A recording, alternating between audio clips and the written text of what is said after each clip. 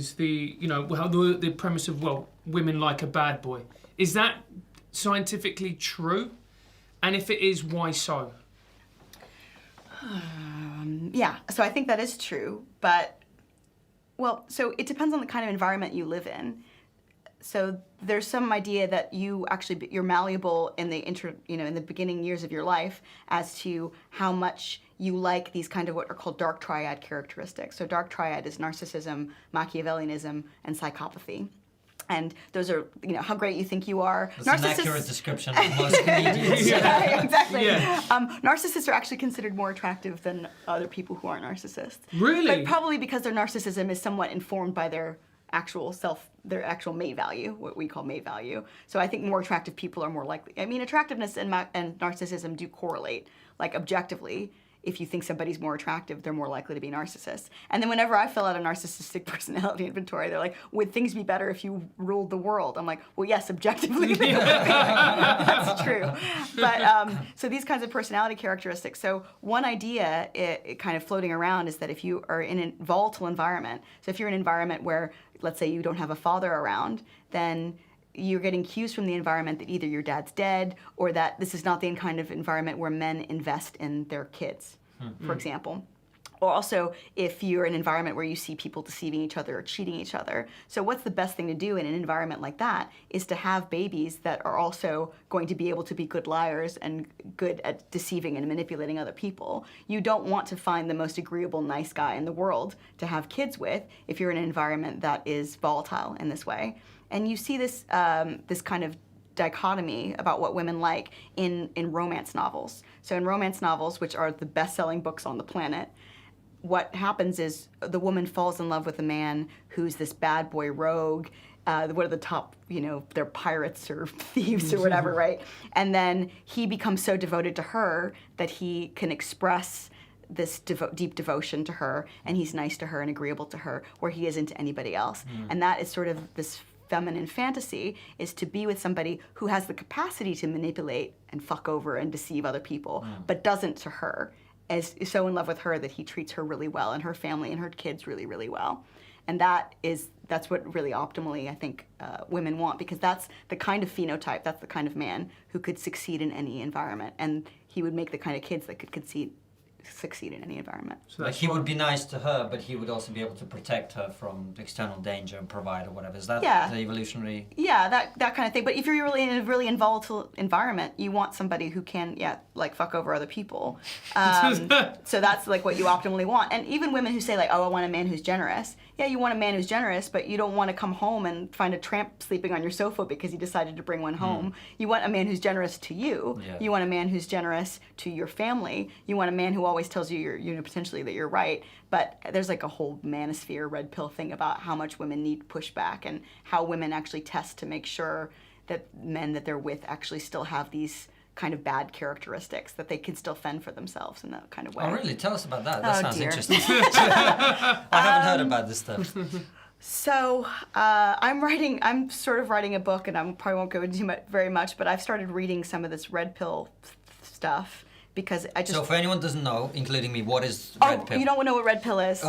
I'm familiar with red pill in the sense of people who might have been left-leaning becoming less left-leaning. There's a lot of different red pills that you can possibly take. I'm starting to get the sense that's not the one you're talking about. No, that's not the one I'm talking about.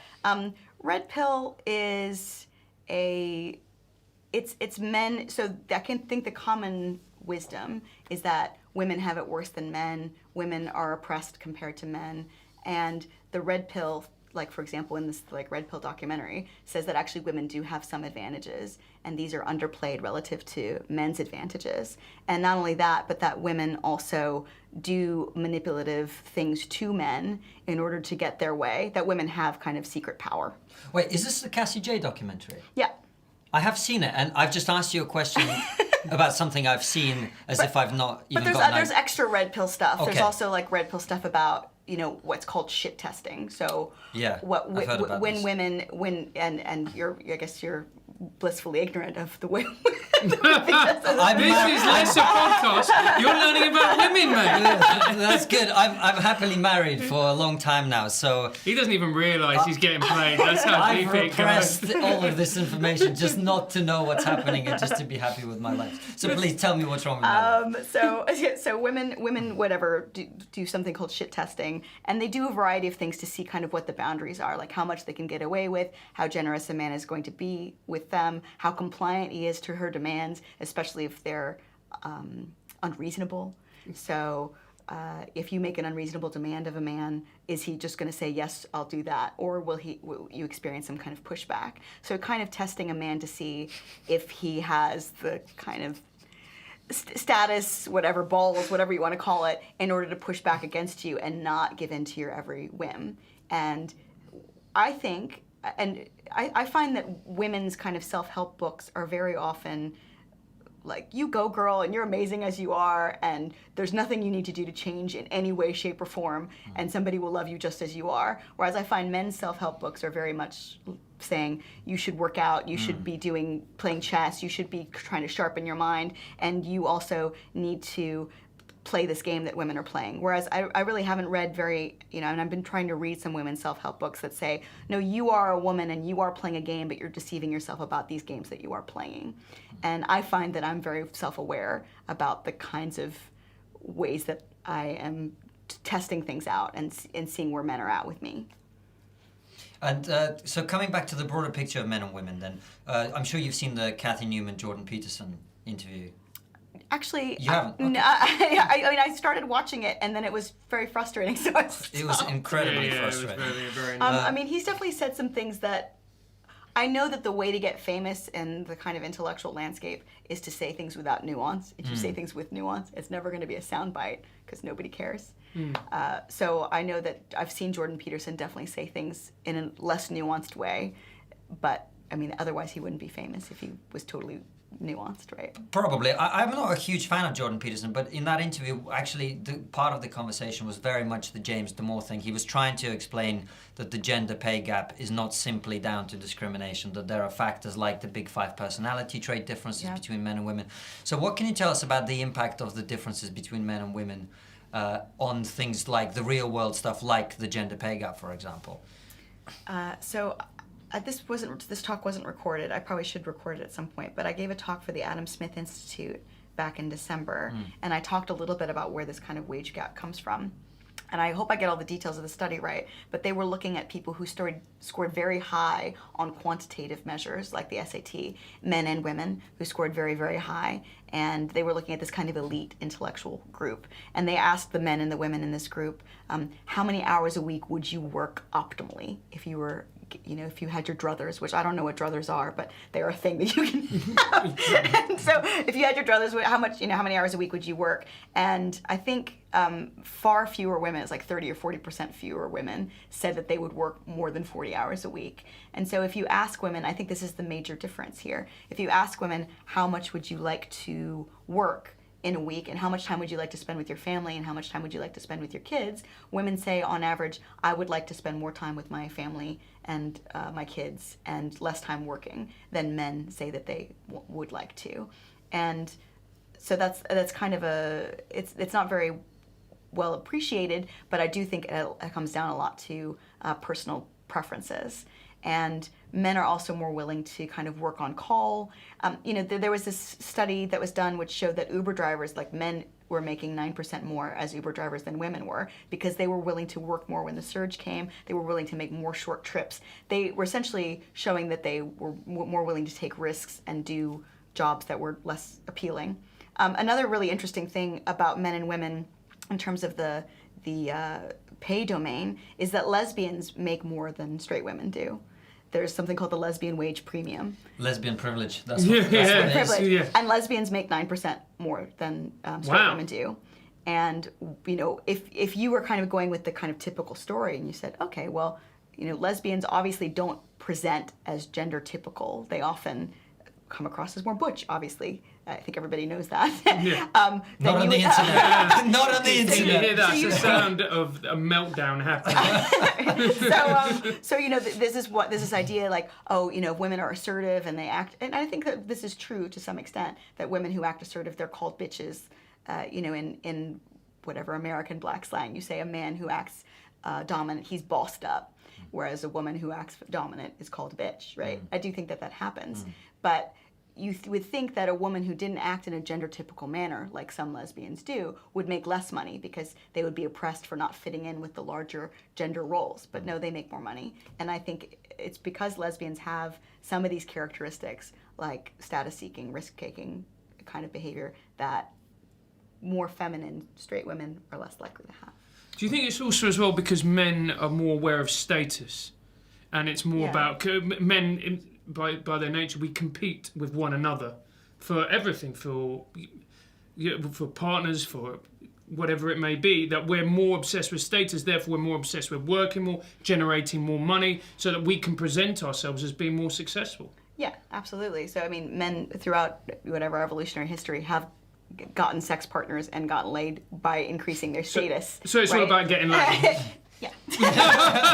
Yeah. So men have increased their status in order to get sex partners, and you know, women who are high in status, I think that they're desirable. I think men also like intelligent women who are high in status, but I think that if you have a selection pressure that and status really differs from culture to culture. So this is one area that I think is malleable. If you made being a stay-at-home dad a really high status thing, then you would see more men being stay-at-home dads. I think that women should date stay-at-home dads whenever possible, right? Because I do think that all of this stuff is really driven by female sexual choice.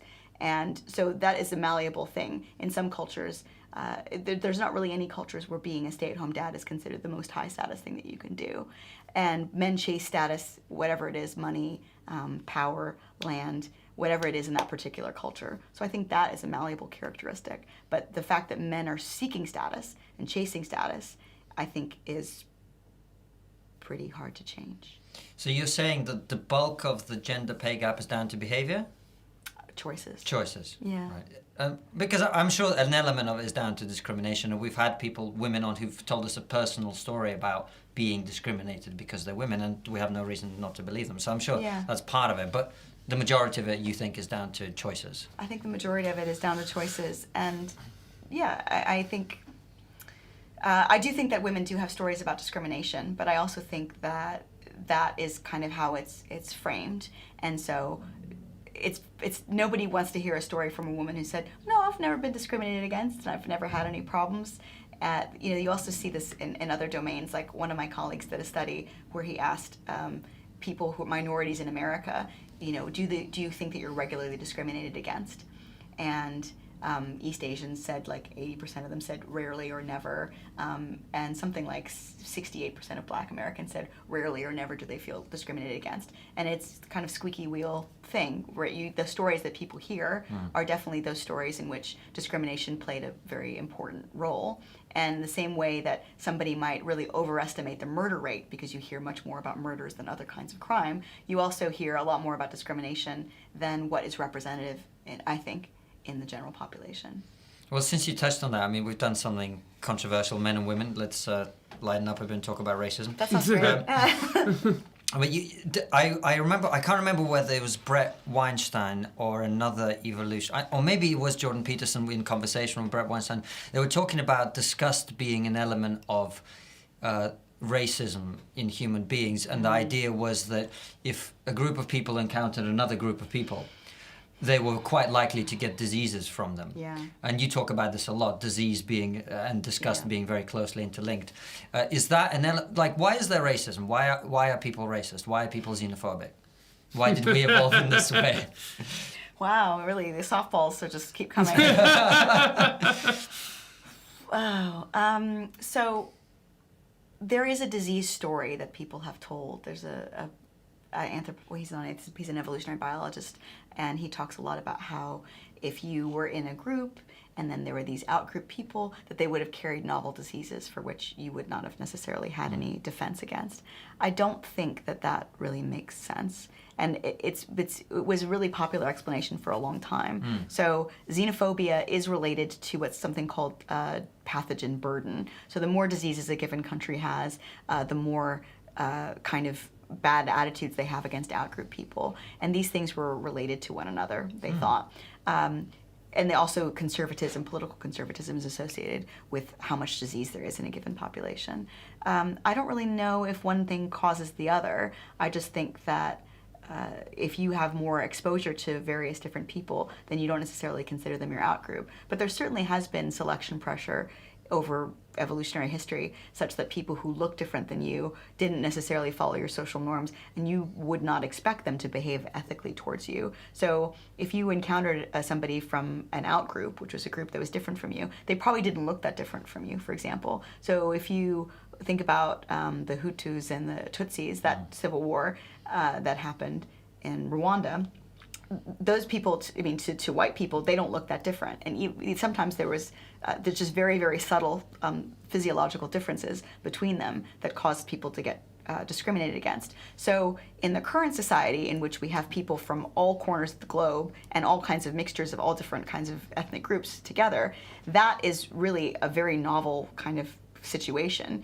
where, previously out-group members, they would have looked almost exactly like you, except they would have had slightly curlier hair or slightly lighter eyes or been slightly taller or thinner or whatever. And now you have people who look really wildly different than you. So there is a certain, I think, during your development, you're exposed to these people, and then you have repeated interactions with them, and then you're less likely to become prejudiced. But I think that interacting with people who look very different from you is always going to have some kind of fraught evolutionary cognition behind it, because throughout our evolutionary history, you could not expect those people who looked very different from you to treat you with the same kind of moral accord that they treated their in-group. So, if, for example, I did a study like a long time ago, probably like nearly 10 years ago, which looked at ovulating women. And so one question we had ourselves was, ovulating women, ovulation is the time in which it's most dangerous to be sexually assaulted, because it's the time when you can get pregnant, right? And so would ovulating women prefer out-group men? So would they find them more attractive because there's this thing called hybrid vigor, obviously mixtures of two different ethnic groups. Those children tend to be more vigorous than with single ethnic group. Or would they be more afraid of such men? And we found that ovulating women showed increased aversion to men who were black or Latino or mixed race compared to other white men. And those are the kinds of interactions, that have a deep evolutionary impact. If I was, throughout most of our evolutionary history, I would have not encountered anybody who looked different than me unless it was probably a very aggressive interaction. Although there was some trade and things like that, I don't think women generally were involved in that. And so it's unclear really how much of a footprint that has on our minds, but it is clear that it's very easy, for example, to leverage disgust or fear when talking about out-group people. And, people talk about this example all the time about how during World War II, East Asians were compared to insects and cockroaches, and how Jews were compared to rats and vermin, about how out-group members are considered to smell different or have these various other qualities that are animal-like. And certainly there is a continuum, like a human-animal continuum. I'm just thinking about whether I should go into one more quite complicated study. I guess I will. So, so you know what extinction is, right? Extinction is when you have let's say you have a fear reaction. Like every time I show you a snake, you have a fear reaction, and then over time you get desensitized to it. So this colleague of mine did a study where he showed white people snakes and spiders, and then he gave them a very mild electric shock. Or he showed them white faces, or he showed them black faces and gave them a very mild electric shock. And it's very easy to pair physiological arousal, that is heart rate increase and skin conductance increase, with black faces if you're shocked, and white faces too. So that happened. But then as he extinguished that response, as he started showing them black faces and then no longer shocking them, it took much longer for that response to extinguish than it did for their response, their fear response to in-group faces. And it was similar to the response to spiders and snakes. And that's where I think this kind of comparison between animals sometimes comes from, is that you're trying to leverage that fear response that you have towards non-human animals, towards out-group members. Yeah. I mean, that's slightly mind-blowing.